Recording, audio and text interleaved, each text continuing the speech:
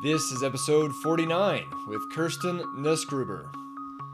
Let's all get ready to fight cancer like a German with Kirstin, who after being diagnosed with breast cancer twice within 3 years, learned the importance firsthand of an integrative, functional medicine approach to one's health, acknowledging the dynamic interdependency of body, mind, and spirit. To facilitate true healing, Kirstin offers one-on-one mentoring, can be hired for inspirational speaking engagements, and produces interactive virtual programs such as the Beyond Cancer program. And just in case you took offense to that German remark, I'm pretty sure I am allowed to make it, as if you've ever thought that Sternagel sounds like a very German last name, it's because it is. It means star and nail, which I've always thought was pretty cool. Maybe it'll make for a really neat family crest or something like that someday. But the other reason that I bring it up is that it actually pertains to one of the primary topics of the interview. Kirstin is incredibly well versed in going through a balanced approach to cancer because she's actually gone through it twice. Once in Germany and once in America. So it was really interesting to talk about the differences between, each country in going through cancer in each place. And, there were a few really good insights to keep in mind, especially for those of us going through it in the good old US of A. We also talked about sort of changing from within, as the cancer came from within. And please devote an inordinate amount of time to this topic if you are going through cancer. With just everything I've learned, it is really important. And kind of on a related note, we also talked about just how to keep everything together, how to keep your feelings and emotions together if you are going through conventional treatment at a time where you may be feeling the absolute worst. Still no new official intro, post-show name change, and with the way things are going between leading up to our Toxic Home Transformation Summit, moving out of the house that we've been living in for the last few years and into a temporary living situation while we finish building our own non-toxic home, and then moving into said home, I have a feeling that I'll probably be saying that for the next few episodes. But as always, you are watching or listening to Integrative Answers to Cancer, where all sides of the discussion on how to reverse cancer come to the same table to give you the most well-rounded perspective possible. And of course, the information you're about to hear is for informational purposes only and is in no way intended to be a substitute for medical advice, diagnosis, or treatment. Speaking of the Toxic Home Transformation, under no circumstances should you not watch our event. It's free, and I can absolutely guarantee you're going to learn a whole lot about how to stop the place where you live and spend the majority of your time from harming you and actually turning it into a place that can heal you. And I can guarantee that because I learned a whole lot in these interviews, and we've already put a whole lot of thought into this stuff. If you're going through cancer, the last thing you want is your home to be weighing down your immune system and contributing to your overall toxic burden. And again, you can find out how to make that not the case from 35 of our favorite health experts interviewed over 7 days. It all starts beginning June 25th. And again, it's free to watch. Just register at thetoxichometransformation.com and you are on your way to a healthier home. And before we get to the interview, one more fairly substantial thing to let you guys know about that pertains to both our own health journey and this show is that we actually had an MRI for our son Ryder go what you could call the wrong way this last week. He still had a remaining mass in his spine that has been inactive for, it was well over a year with the last scan that we had before this last one, and we were pretty well convinced it was just scar tissue at this point. But when we took him back in for this last one that was over a year after the last one before that, there was unfortunately a little bit of growth. The fortunate part is that it's in an area that's outside of his spinal canal, so it's not putting him in immediate danger, and it's been a very small amount of growth given the fact that it's been an entire year. But it's still growth all the same. There's a chance also that there are mature cells that would be more classified as benign and just sort of smoldering in there rather than, immature active cancer cells. And we'll know more about that from a urine test called an HVA-MVA test we've got coming up this week. There's a bit more on it on the Stern Method Facebook page if you want to know more detail. But on the personal side for now, just know that we're concerned, of course, but not scared. We'll figure out whatever needs to be figured out for him, just like we have all along the way. And that said, as it pertains to this show, this has always been my labor of love to increase my general knowledge of reversing cancer for my son and sharing with you what we learn along the way. That's been the point of everything we do online, come to think of it. But as of right now, that concept is getting taken to the next level. So we are diving deep into all levels of healing for him and working with the best professionals in each area, no matter if it turns out to be mature or immature cells. And for the foreseeable future, this show will be a documentation of that, more or less. So for instance, the first call I made was to Dr. Paul Anderson, Ryder's first naturopathic oncologist, who's also the most foremost in the country. And we went over the difference between the two different cell types and kicked around ideas for each. And that I recorded that call, and so that will be the next episode of this show, which will make him not only the first 2-time guest because he was just on last episode, but now also the first 3-time guest, and on we'll go from there. So I will get into more of the details, maybe on like the specific areas we're going to be addressing going forward, probably in the intro to that episode, but you get the idea. So that's the plan for now. And for now, let's get to the interview with Kirstin Nussgruber. Welcome back to Integrative Answers to Cancer, everyone. We have with us Kirstin Nussgruber. If I am saying that correctly, Kirstin, thank you for Absolutely. coming on. How are you? Hi there. Thank you. Thanks for having me. Yeah, it's good to talk to a fellow German, but you sound a little more authentic than I don't even know what percentage German I am. The last name is very German, Sternagel or Sternagel. We were just saying it's Sternagel over there, but yeah. So have you been stateside? I guess I don't even know. Yeah, you are stateside now. How long have you been in the States? It's 17 years in total. So yes, we have a bit of a mixed cultural background. I have lived on 3 different continents, and so the African continent, the European continent, and then of course the United States, which is home. So home is definitely here. Oh, wow. Well, very good. Very good. And I know, we just read your bio and all that. And part of that story and why you do what you do today is your own journey through cancer. Was that here that you went through that, or was that in another country? I actually have had the pleasure of doing that journey twice. And so the first time, we were living in Germany at the time, in Munich, for just a 3-year stint. And then the second time we were actually back in the United States. So I've basically had to see how these two systems, the German system and the United States system, deal with or offer what they offer in terms of cancer treatments. Would you like to talk about that for a minute? Before that, just I don't know, like, we have your bio and it says you went through cancer and all that, but just anything that really that you felt like really was what got you through, that sort of thing. I think the most important part was that, and I need to turn this down, sorry about that. The most important part was for me, cancer runs in my family, and especially breast cancer, you see. So my mother was afflicted by it. Actually, when I was diagnosed for the very first time, she was in the middle of dealing with her breast cancer recurrence.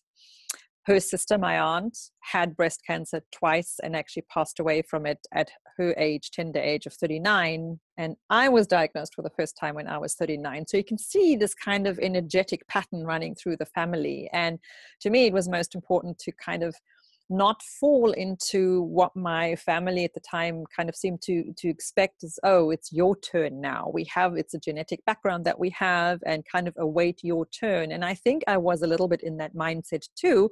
There was a fear of gaining cancer at some point. And kind of when I got diagnosed, so on the one hand, you feel, oh, it's confirmed, it's your turn now. And on the other hand, though, there was something inside of me that said, absolutely not, the buck stops here. I am not going to continue with this pattern. I have a daughter myself. She was only first grade at that time.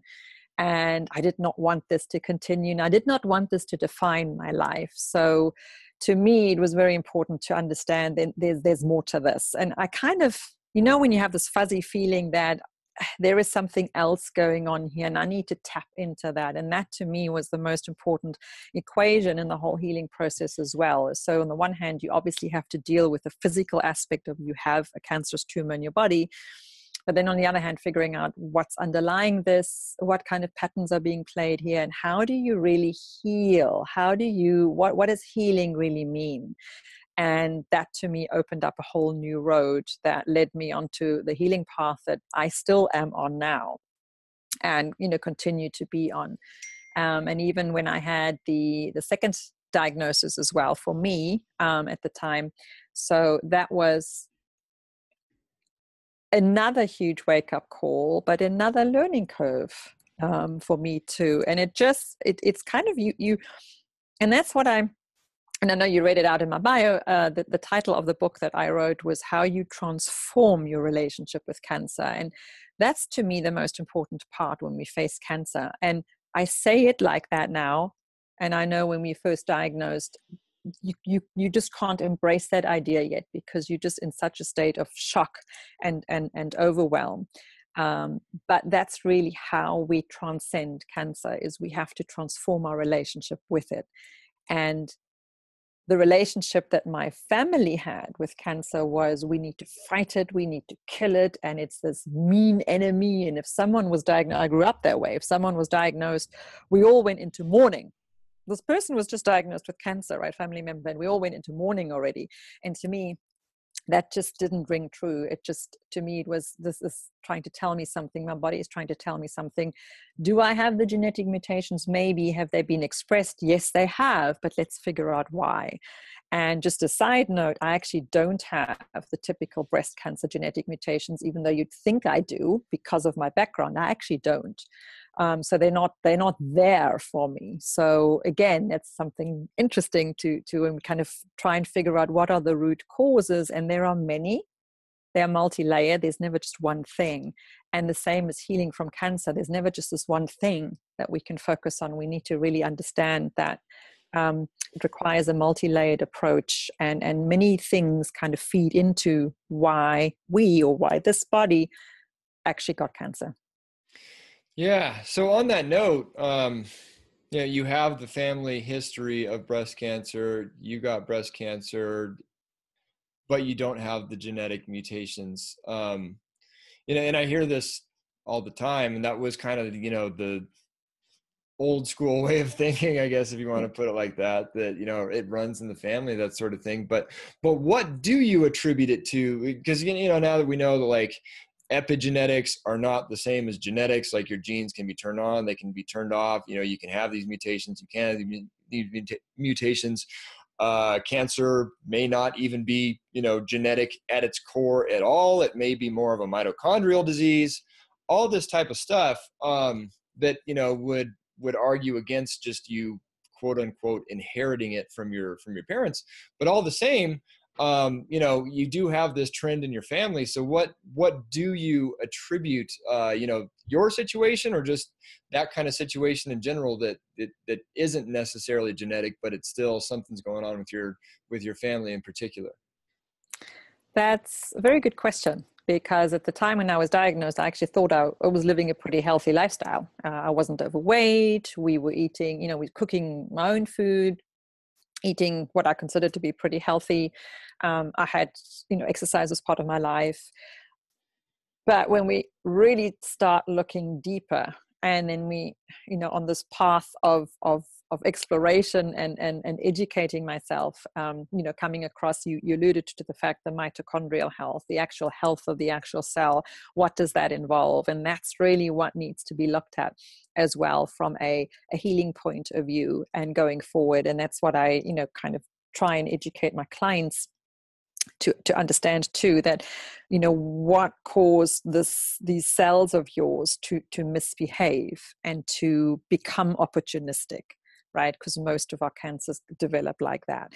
So, and there are many different facets that we need to consider. So was I really that healthy? No, I could make a lot of different choices. I needed to look at me as a person, my own bio-individuality, the way I fed myself. I could make a lot of tweaks in my diet, even though I wasn't eating a typical, let's say it here, crappy diet. I wasn't at the time, but I could still do a lot of tweaks based upon what nutritional deficiencies I had at the time, and what my body type needed, what my gut health was. That wasn't great. We need to look at all the typical, the different body systems that need to really function well with each other in synergy to nourish this body, to keep it strong and healthy. And there were a couple of weak links that I had there that I could focus on.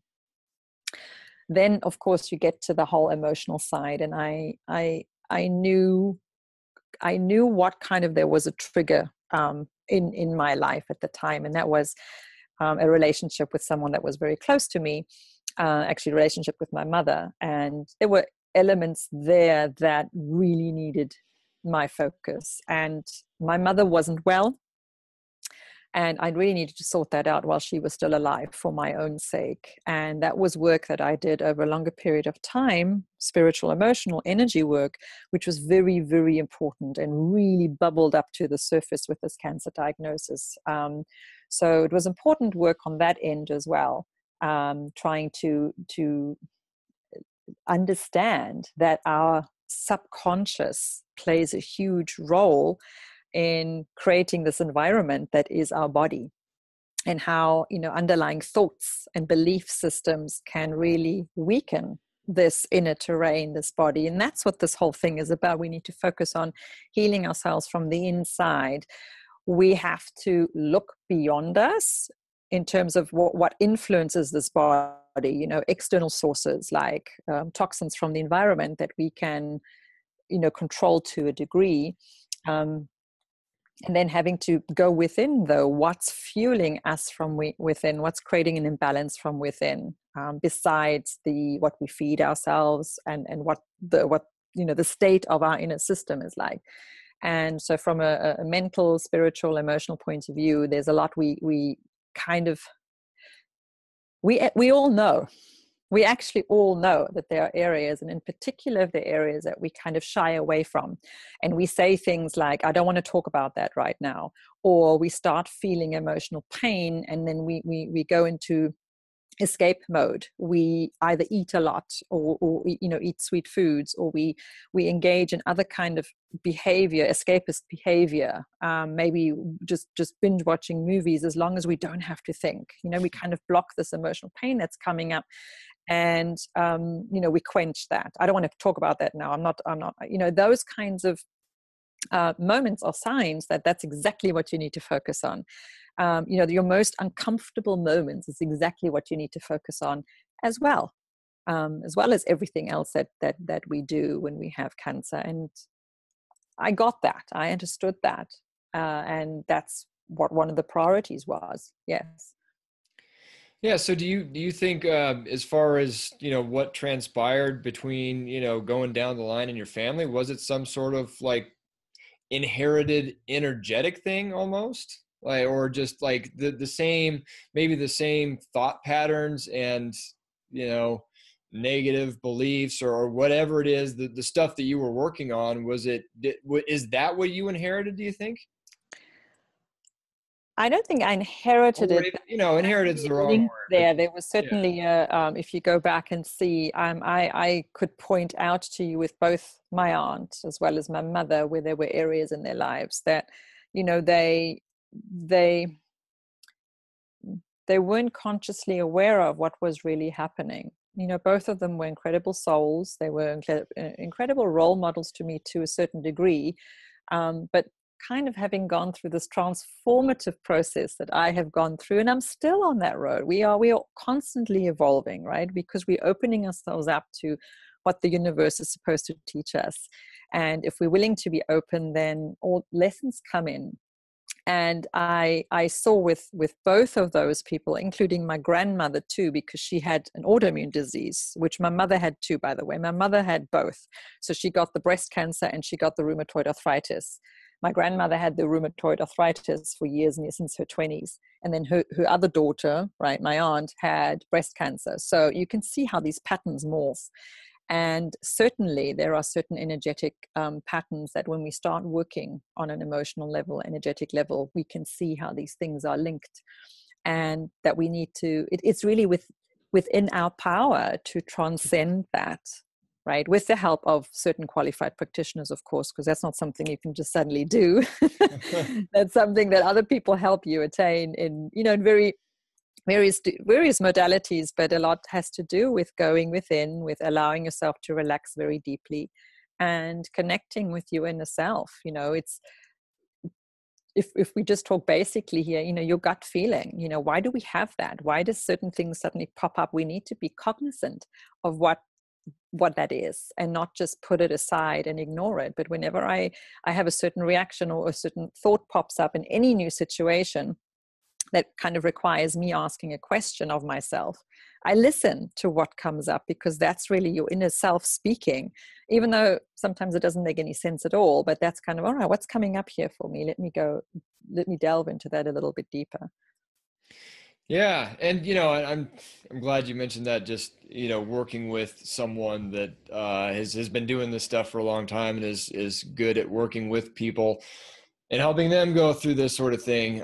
Because, with anything you don't know how to do, you don't know how to do it. And, I guess finding out that you need to do it's the first step by, interviews like these and that sort of thing. But then obviously working with somebody is kind of the next step. But, that being said, when you're working with someone to do exactly that, to go within and find the things that need to be found. I mean, where do you even start, with someone with something like this? How do you start getting them to identify these sorts of things? Are there any, I don't know, like particular practices or modalities or books, or just anything that you tend to like start with people across the board?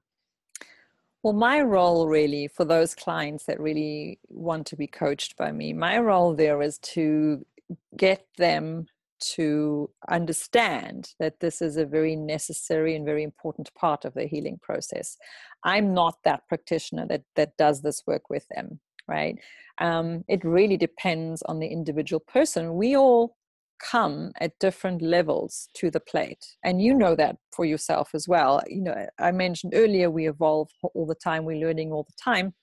I will never forget how when I initially started, we are naive. We just beginning to become aware. So we each are at a different level in this understanding. And I need to be obviously very mindful of that and kind of meet you where you are at, because it's not something that is mainstream, and it's certainly not something that most of us have grown up with, and it's not something we find in mainstream media or for mainstream medical care either. So for some it can be very new concepts, and really it depends where you're at. I can recommend certain books, I can recommend certain practitioners, and again, there are different areas you can go into. There is emotion code work, and there's a book to that you can read. There's hypnotherapy. There's certain different modalities that you can start, and you probably will do any number of them on this healing journey, depending on what fits with you. But we have conversations. My coaching sessions, my clients open up, and they will, because there's a space of trust, right? And there's also a space of connection, because I understand where you are at, because I've been at all those different phases, all those different levels myself. So personally, I can relate to you, and of course, professionally, I can keep the perspective, right? I'm not in it anymore. I'm above it. I can keep the overview, and I can direct you where you need to go. And it's amazing sometimes what revelations just come up when a client speaks to me, and because I can keep that perspective, I can direct them, and then they take it one step further. And I've had a lot of that happening. When clients are ready for certain work, I can recommend them to kind of the right fit, and that's different for everyone. There is no hard and fast one method in this area. There are, you as a person, you as the recipient, you as the person undergoing this process, you need to connect with the methodology that is being used, but also with the actual practitioner that's doing it. And that's often a very personal experience, I find. Yeah, no, it's different for everyone, and I like what you said about we're all coming in at different levels of understanding and that sort of thing. And it still blows me away that, not too long ago, I guess it's been a decade or so now, but I was a kind of typical American college guy having a good time partying and whatnot. And now I'm like, I don't know, like trying to figure out how quantum physics relate to health and making Yes. sure my kid listens to classical music and, like, and all the rest of it. So, you certainly get into some weird stuff once you start, or it's not even weird once you're on it, but, your former self would probably raise an eyebrow. That's for sure. I did want to, before we do, I did want to hear about kind of the differences between your experience in Germany and your experience in America, and and your experience, and then I'm sure you keep up on whatever it's like today. So if there's any difference, modern day versus back then, that sort of thing, feel free to point it out. But I mean, what are the big differences in your mind between the experience going through cancer in Germany versus going through cancer in America? It's a good question. I think number one, the biggest difference that is noticeable is it's not a litigious society over there. So we don't have these litigation issues going on. So people are not constantly afraid that they're going to possibly be sued. So you can actually have sensical conversations, even with doctors. All right. So because no one's afraid to say anything. No one's afraid to give an opinion. And people receiving that information receive it in the intention that it was given. So when you take that out, you can be a normal human being, and not constantly guarded and constantly wondering what are they not saying, and also not constantly feeling they're only saying that because they don't want to be sued. Yeah. So here the conversations are a lot more guarded, and you kind of sometimes have to read between the lines, and you get a lot of more direct antagonistic reactions from some oncologists here because they are driven more by fear than others. So, when you say kind of, especially when you bring to the table this more integrative approach that you are engaging in, and you obviously, I'd love to have my oncologist on board with this. And even if it's just from I understand what you're doing, I'm open to hearing about it. I can't offer it in my environment, but I'm not going to block you if we're working together, right? Yeah. Which doesn't always happen here, of course, unless it's a really, really awesome human being, and they are out there as well, who will be honest and will say, I can't officially offer this or look at it, but I'd love to hear about it. Tell me. So there's that personal connection that they're making, and then at least you feel like you're being a bit heard. When it comes for treatments, the conventional treatments, are pretty much the same. Okay. On offer. I think here they are a little bit more proactive with supporting medications. For example, chemotherapy and anti-nausea. I had from the beginning 6 different medications at my disposal if I needed them. In Germany, it took 3 chemo attempts before they realized that I needed more help, right, on that front. So it was a bit of more of a that didn't kind of work for you. Sorry, you kept on throwing up a couple of days each time. Let's try something else approach. And that was my first time around. I didn't know there were other medications. So when I work with clients now, I kind of, we especially when we're preparing them before they start chemotherapy, we can talk about these things. We can talk about the questions that they need to ask to make sure that their experience is, contained in the, okay, I can kind of deal with this kind of scenario before they engage in it. In Germany, what is great is that you have a lot of the more natural products and botanically derived products are available in their pharmacies. So their pharmacies and their pharmacists are usually always trained in homeopathic remedies as well. So you get a lot of support there from the official pharmacy, and a lot of even over-the-counter medications that are botanically based are available to you. And I still use some of them to this day. They are absolutely wonderful. Some of them we can get in Canada and we can't get them in the United States. So it's just, you have a different kind of mindset over there too than here. You definitely notice the push for more pharmaceutical grade products on this end here. So when it comes to alternative treatments and things like that, I saw a naturopathic doctor there at the same time as my oncologist, and I did the same thing over here too. So, that was pretty much, I had equal access if I searched and made sure that I found the right contacts. The one big difference, I think, is that eating healthily, eating clean is a lot more cost effective in Germany than it is here. So the costs that here, the investment that you make financially in eating clean is a lot higher than in Germany. And of course that plays a role, it's a different kind of decision investment that you need to make when you're living here. Yeah, that's so interesting. So do they have like organic versus conventional produce and stuff like that? They have that too, but organic food is just it's but less even of a, their less of a conventional cost device. is of such a higher quality than you get here. They don't allow genetically modified foods at all, Oh, right? there you go. So that's already a big plus. Okay, so of course you have access to organic stuff too, but even the normal conventional food, there's a big difference there. Yeah, no, that's really interesting, and it's really interesting what you say about the whole litigious society thing. I hadn't thought of that before, and I've heard of particular like treatments that they do kind of outlaw more or less in the like localized hyperthermia. I think people have a hard time getting away with that here, but they can do it over there just fine. Yes. Yeah. The clinics are open there. I mean, it's up to you to find them and to utilize them and many of them actually offer are covered by health insurance, or parts of that are covered by health insurance. Wow. So there's a lot more openness, understanding of complementary treatments over there than here. Yeah, but no, that's just on the litigious part. It's, I'm used to that.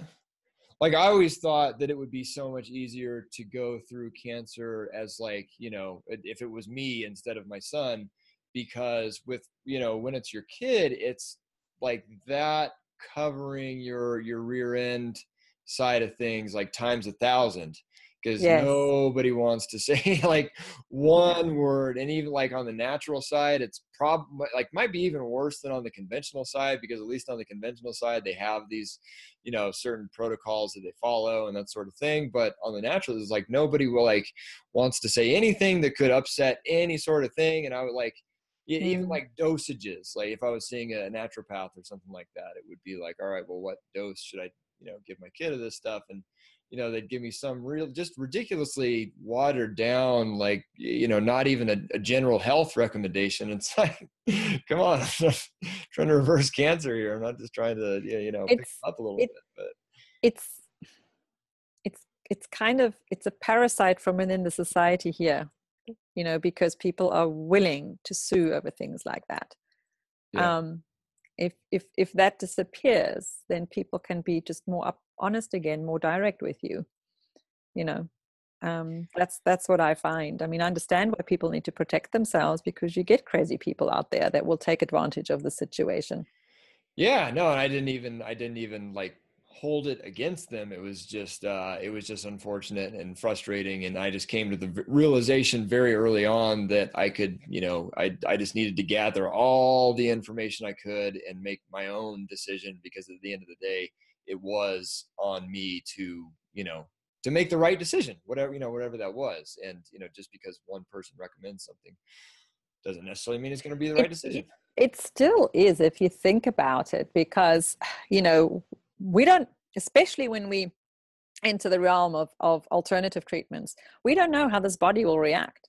And it's a trial and error. That's how the body heals. The body it can't be as systematized and as measured as the conventional medicine or the conventional approach. This is more, you're going to have a reaction, and you need to tweak all the time. Just take the concept of homeopathy on its own, right? How you constantly have to see how is it in relation to the symptoms, and adjust. And that's how we are. That's how we heal. That's how our cancers behave as well. So it really we have a totally different mindset to what this this body is and what this cancer is doing. When we try and heal it naturally, we're trying to influence systems in the body where we don't even fully understand how they interact with each other. So, that's why always, even when we're using botanicals, we need to be monitored. We need to be very, very careful, because we are creating something that can change the scenario. So yeah, it's tricky, but it still helps the body. I noticed it myself, how I had a certain supplement protocol in correlation with my chemotherapy. Now I did my research that nothing counteracts, because we don't want that. But I coped so much better, and everyone noticed. The oncologists noticed, the oncology nurses noticed, everyone notices. And you can't go and say, well, I did this and this and this. It has to be tailored. So that's why you don't find me making generalized supplement recommendations for cancer patients going through treatment. You can't do that. It's a very personalized approach, and that needs to be honored. Yeah.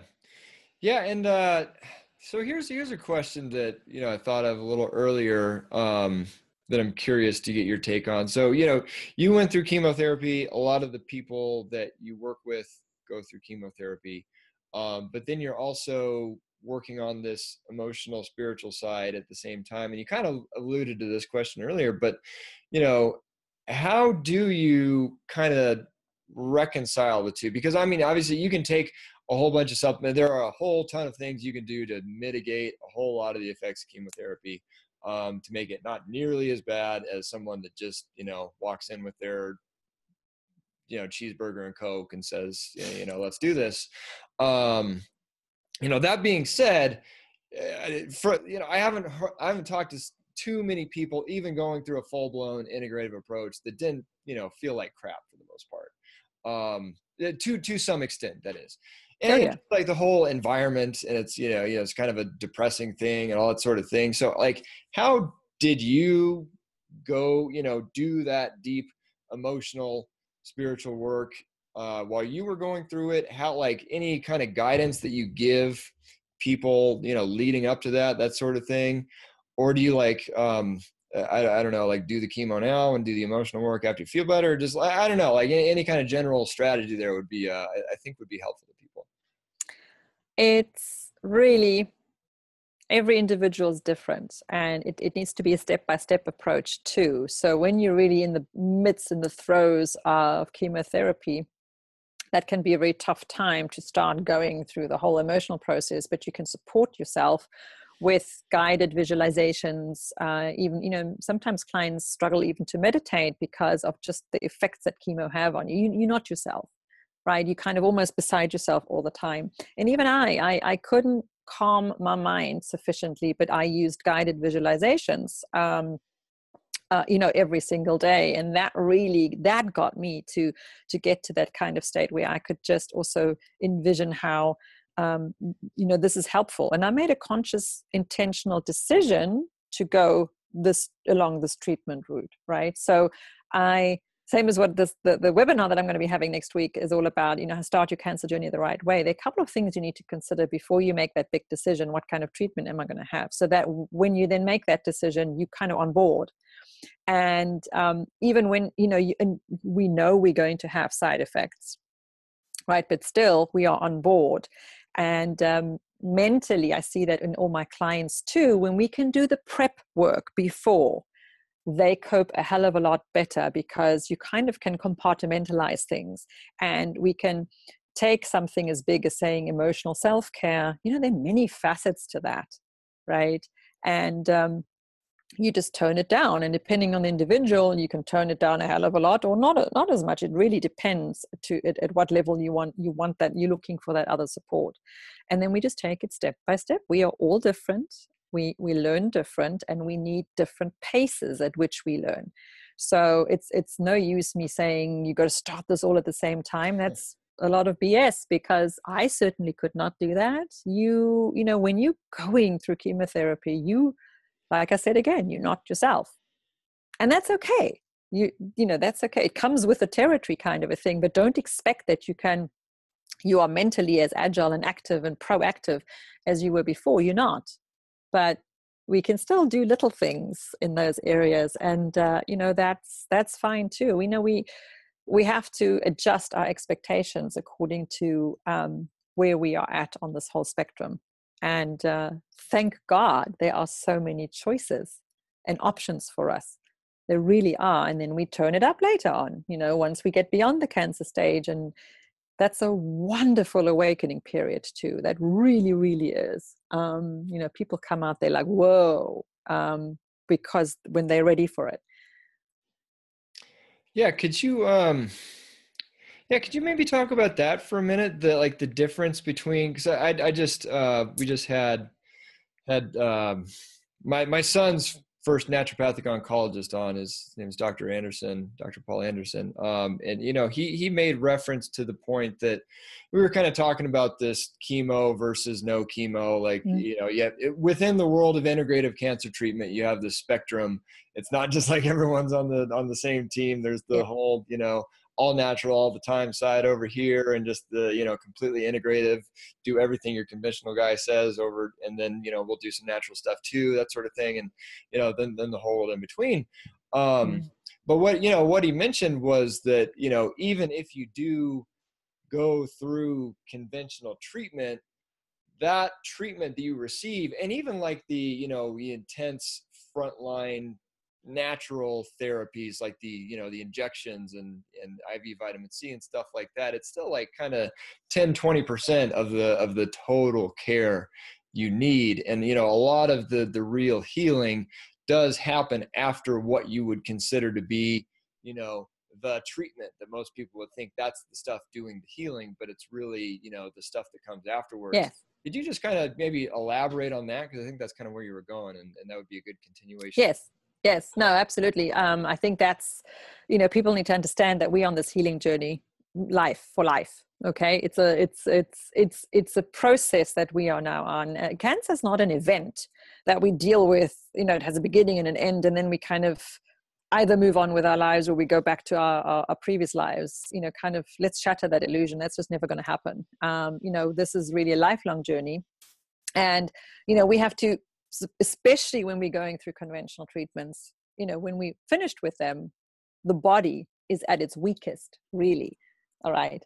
And that's really where the integrative approach can really, really come in, because conventionally you kind of left on your own. The treatments are done, they monitor you a little bit, maybe in 4 months, maybe in 6 months, and so on. That's it. That's all you get. Many of them don't even check for vitamin D levels, for example, or any of, nutrients that were, severely depleted with these particular treatments. So we need to then get into the mindset of how do we support this body, this internal terrain, because this needs to be strengthened now so that it can do its job again. And it can at least warn us if there are imbalances happening again. And that hand in hand with that goes that we become a lot more conscious how our body reacts.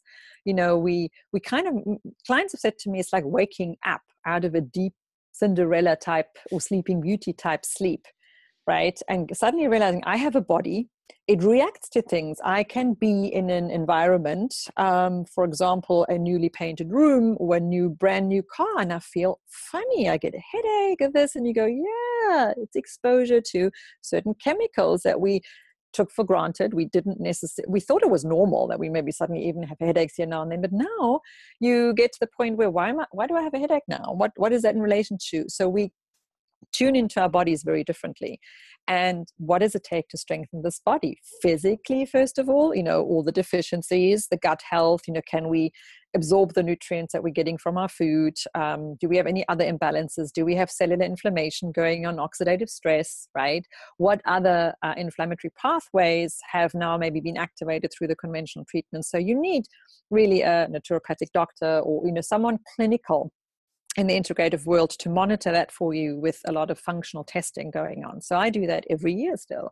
Certain functional tests that a normal standard doctor would never, don't even know of. And there's certain functional tests you can do on your own and certain functional tests you can do through a doctor. And some of it is covered and some of it is not covered. But that's my investment in my health. What's the price of my health? Do I want to live or not? That's kind of the decision that you make. So you say, you make a plan, and you want to monitor yourself. So that's what you do from that point of view. And then, of course, whatever you put in or on your body needs to be clean. You don't want to add to the stress that your body has of its own detoxification process, which after conventional treatments too, it takes quite a long time for your body to really get back to normal. And you have lots of little revenues, you have lots of more heavy metal contaminations and so on and so forth that linger, that you got to then systematically over time detox yourself of.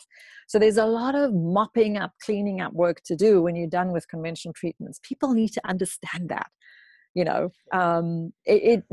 if we go that route, and we make that decision, we need to realize, we kind of, it's kind of like coming back as parents to your house, and your teenager had a party while you were gone and everything's trashed.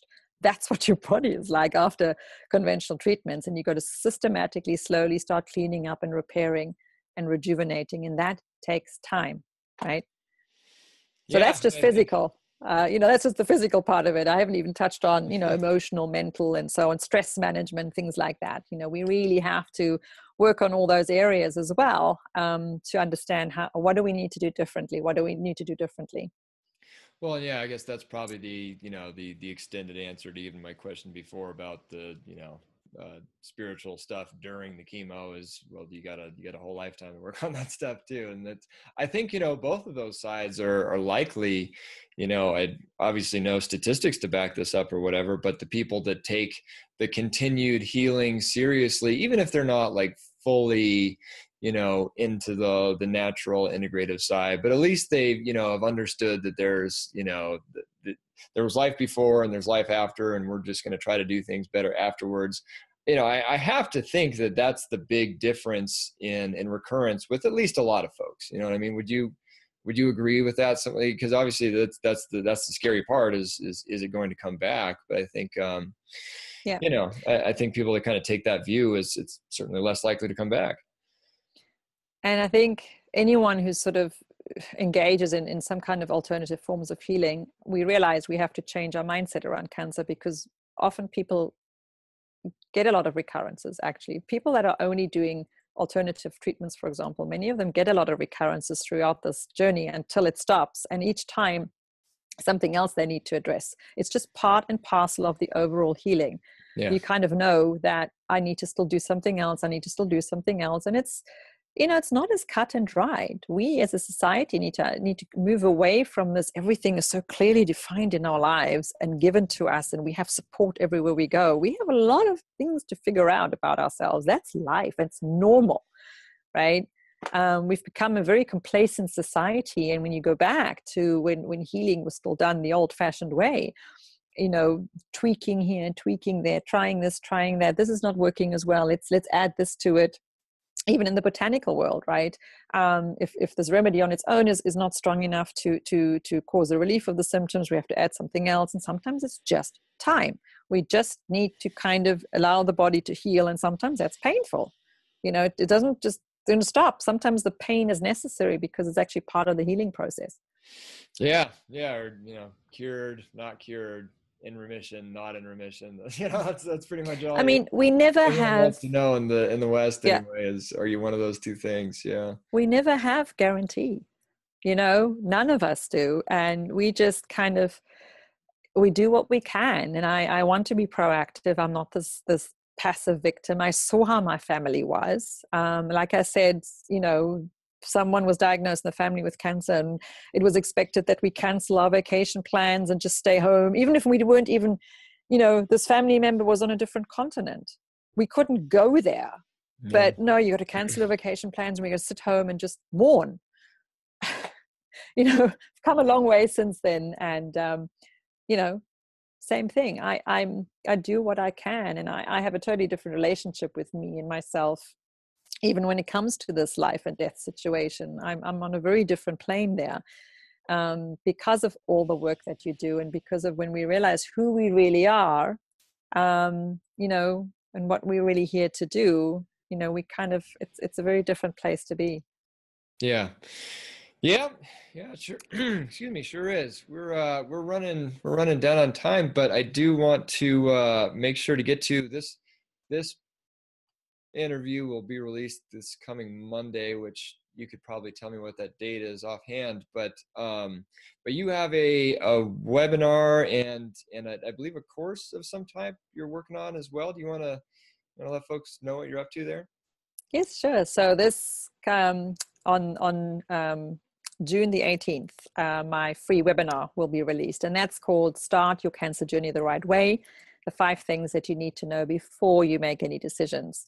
And in that webinar is kind of where we walk you through what are the things that you need to consider, because you're standing at this overwhelming kind of point where you need to make this decision, and obviously you probably will have had a conventional consultation and it's kind of forcing you down a certain pathway, and you're probably kicking and screaming by now and you kind of really not necessarily wanting to go down that path. What else do I need to consider? So that webinar really gives you an overview perspective, the tools of things that you can ask and do and consider, and understanding too of the different styles of treatments that are out there, what the implication is, what it means, so that even understanding your own cancer diagnosis, because many of us patients, when we also don't have the right mindset when we're sitting across the oncologist who tells you you have cancer, to then ask further questions or maybe let that information sink in. What does this cancer diagnosis mean for me? Because each diagnosis is very different. So I go through that a little bit. So a bit of an educational component, but then also from a lifestyle point of view, what are the things that you should think of before you can feel empowered to make this decision? And then I do have a first steps program. So it's called First Steps to Take Control of Your Cancer Care. And that really is to kind of funnel that information that is out there when we know we need to step outside the conventional box, meaning that a more integrative complementary approach. But where do we start? We read this, we read that, and so many experts out there, and a lot of that information is very contradictory, especially, for example, when it comes to the anti-cancer diets. A lot of the information could be conflicting. So my First Steps program is really there to take you by the hand and say, just start with these first steps, and there's a total of 10 of them in there, and we focus on nutrition, we focus on emotional self-care, and we focus on the mindset, step by step, very doable, very self-paced, and just with an education component, because I always want everyone to understand, why am I saying certain things? Because there is no one right way, but there is a right way for each individual, but you need to have kind of evidence-based information you can go back onto, so things that make sense. And that's really how I always approach the interaction that I have with my clients. Very good. Very good. Well, I look forward to checking it out myself. I'm always interested in seeing everyone else's work, because Yes. everyone's got their own spin on it, and it sounds like you got a pretty good handle on things. So we'll be sure to. How do folks find that? We'll be sure to link it up in the notes. And sure. So for the webinar, the free webinar, you can sign up. It'll be firststepswebinar.com. Right? So www.firststepswebinar.com, but I'll give you that link as well. And, people can read through again what this is all about before signing up. And that's a free event. So that's just, that's already very useful in itself. Yeah. Very cool. Very cool. Well, Kirstin, thank you so much. Oh, there are 2 questions I ask everyone at the end of the interview. First one being, if you had to boil everything you knew down into 3 golden rules, Kirstin, and these rules would be just how to become healthy and disease free, or stay healthy and disease free, whatever you needed to do, what might those rules be? I think one of the rules is surrender. All right, because yes, there's a lot of information out there. There are so many different paths we can choose. Let's just surrender and understand that there is a path for you. Then realizing there is always a way. If we are totally overwhelmed with what we are facing or what we are looking for, there is always a way. Take a step back and breathe. Get the perspective right. All right. And the third rule is, ground yourself, go out in nature, spend some time in nature. It is always so grounding. So if everything just crashes in over above you, I need to do this, I need to do that. And yes, there are many things that you need to do. But if things just get too much and we just need to ground ourselves again, go outside. And if it's too cold to go outside, like very often it is here, you know, and on along the East Coast, still go outside, bundle up, open the window. We need to connect with nature. I love it. Love it. Those are real good ones. And lastly, if you had any kind of final thought or sentiment just for anyone going through cancer right now, that'd be a good way to take it out. You've got this. I really do think you've got this. You are here because you are proactive. You understand the role that you're playing. So nobody can take that away from you. You are already empowered, as you are empowering yourself right now. And you've got this. Kirstin Nussgruber, thank you. Thanks so much for coming on. Do you want to just let everyone, we already talked about the webinar and all that, but just let everyone know where to find all things Kirstin Nussgruber, website, Facebook, all that good stuff? So my website is kirstinscancercare.com. So it's a spelling of my first name, which is Kirstin, Kirstins,